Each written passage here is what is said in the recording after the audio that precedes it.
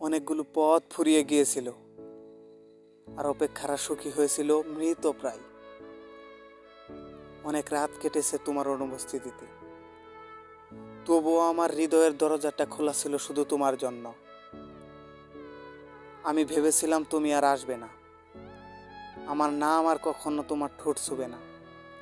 তোমার চোখে আমি শুধু ফেলে আসা এক গল্প। কিন্তু একদিন তুমি ফিরে এলে, ঠিক সেই হাসিটা নিয়ে, যে হাসি একদিন আমার আকাশ রাঙিয়েছিল। অবশেষে মুক্তি পেল অপেক্ষা, আর আমি পেলাম তোমাকে। ইস, সত্যি যদি এমন হতো, মানুষ কল্পনাতেই সুখ খুঁজে পায়। আমিও ব্যতিক্রম নই।